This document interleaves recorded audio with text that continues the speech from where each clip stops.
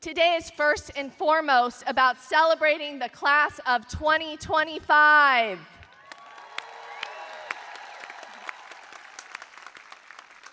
But first, our student speakers and I have one more job. As your dean, I am responsible for dropping one last bit of wisdom into our graduates to identify a challenge of the moment and explain why they, as graduates of the humanities and social sciences, will meet this challenge. Y'all ready for me?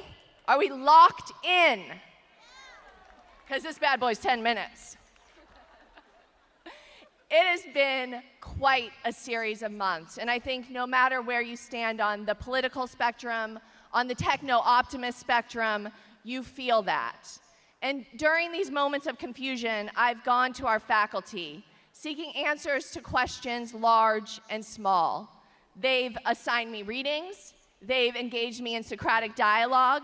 I became a student of the humanities and social sciences just like you. And I've learned many things, and I've made many of those conversations available to you through our Low-Key Confused series. But in this talk, I want to go a little meta. I want to focus on what the conversations with faculty taught me about the power of intellectual connections between humans, and identify ways that you, HSS graduates, are artificial intelligence proof. True to my message, each thought I present here was created in dialogue with HSS faculty, and I've been thinking about this speech as a love letter to our faculty. My story starts here. One afternoon, my 13-year-old daughter was reading my text over my shoulder, and she said of one of my colleagues' responses, "That sounds AI generated." And first I was panicked. I'm like, oh shoot, like what if, unbeknownst to me, I am talking to a machine right now?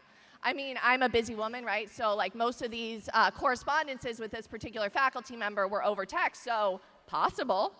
But more scary, my next thought was, did it matter if there was a human on the other end? And I couldn't quite come up with an easy answer. And then I was like spiraling, y'all. I was like, might there be benefits to having intellectual conversations with a machine? I mean, ChatGPT wouldn't leave me waiting, wouldn't judge me, doesn't have a jealous spouse, and doesn't have off days where their ideas aren't clear. Sounds good, yeah? And as I learned in a talk hosted by our Asian Studies program, I'm not alone in finding this prospect alluring. In Southeast Asia, just as one example, 14% of the population is using a chat system as a decision-making friend. Should I break up with him? Should I take this job? These tools are tempting in large part because we are stretched so thin that we are not investing in each other. After completing a class assignment in dialogue with an artificial intelligence tool, a student realized, quote, "I don't think anyone has ever paid such pure attention to me and my thinking and my questions, ever. It's made me rethink all my interactions with people." Graham Burnett, the student's professor, mused, "The capacity to give true attention to another being lies at the absolute center of ethical life. But the sad thing is, we aren't that good at it right now, and the machines make it look easy. In clinical settings, empathy is in short supply, as doctors and psychologists are burned out and stretched thin by understaffing and over-bureaucratized systems. Enter artificial intelligence. A number of studies suggest that patients rate chatbot responses as more empathetic than physicians. For marginalized populations who are regularly dismissed and shamed in medical settings, chatbots are particularly appealing. So graduates, here's our branch point. We can A, go about our burned out existence and cede effective tasks to artificial intelligence, or B, we can commit to seizing back our right and our duty to focus on each other. And I vote for B, because here's the deal. When we do it right, when we really see each other, we beat out our artificial intelligence every time. You see, artificial intelligence relies on identifying norms, But humans are idiosyncratic, and we connect at our gnarly edges. French theorist Roland Barthes writes, "The other whom I love and who fascinates me is atopos," which means Greek for out of place. I cannot classify the other, for the other is precisely unique, the singular image which has miraculously come to correspond to the speciality of my desire. The other is the figure of my truth and cannot be imprisoned in any stereotype, which is the truth of others. Many professions rely on building connections with these unique individuals. Sociologist Alison Pugh calls these connective laborers. They include therapists, physicians, teachers, community organizers, I would add deans. The professions that many of you aspire to. Yes, your clients will seek knowledge, but to trust that this knowledge is being applied to their particular situation, they need to feel seen. Pugh describes the, quote, unique emotional interchange with another human being, where we bring our baggage and we connect in the middle and we reflect each other. It's magic, she says. The air in the room shifts. It lays energy bare. And when that state is attained, the work of connective labor takes place. And when the state is attained, one faculty member explained to me, there is a shared intentionality that allows major tasks to be surmounted. Graduates, you are AI-proof because we have trained you in being able to successfully do this connective labor. We have also trained you to be specialists in the interplay between theory and reality. Artificial intelligence, by nature of being disembodied, not living, cannot do this.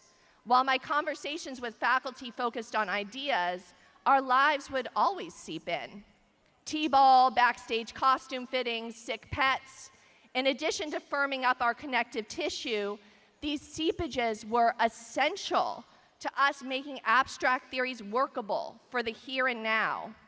After telling me about their day, a colleague exclaimed, "I just realized I don't think I live according to the theories I just espoused." This constant testing of theories against daily life, and then the revision of those theories. This is an endeavor artificial intelligence cannot partake in, but you can, HSS graduates. What makes effective artificial intelligence dissatisfying at best, harmful at worst, is it separates the expressions of emotions from the actual emotions. It is stem without root. It alienates the intellectual and emotional products of humans from the rich lives that created them. We are left just gawking at, fetishizing the expressions, oblivious to the hard work that goes into generating them. One faculty bemoaned that humans may come to believe that they cannot create something as good as artificial intelligence, so why even bother? This faculty member said, "I think it's because they are not seeing the eons of struggle that went into all the books and articles that artificial intelligence tools are plundering from.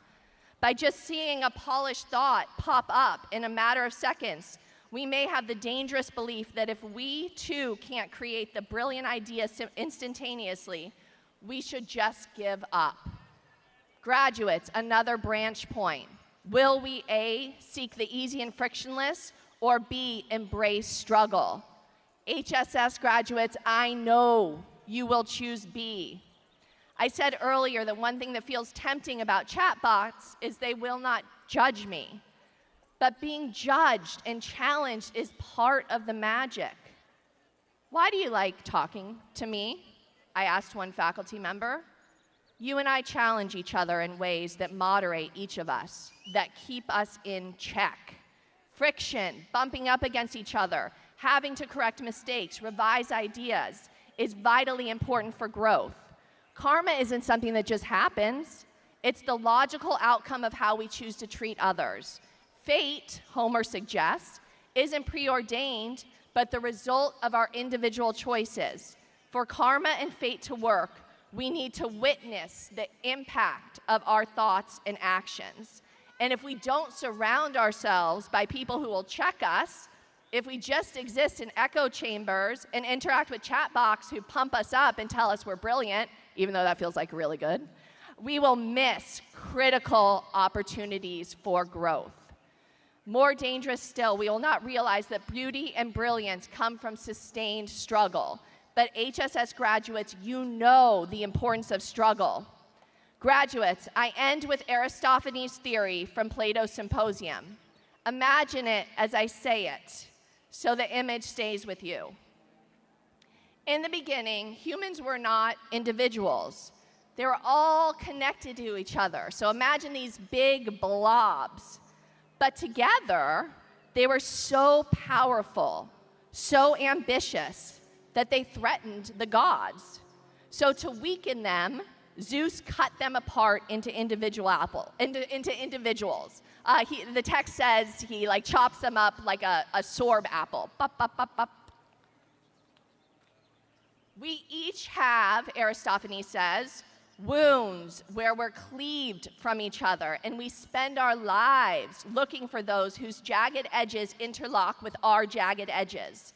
When we see and connect to each other at our unique edges, we are so powerful, we can take on the heavens. So let's make that our life's work. Class of 2025, as students of the humanities and social sciences, you've got this. Congratulations.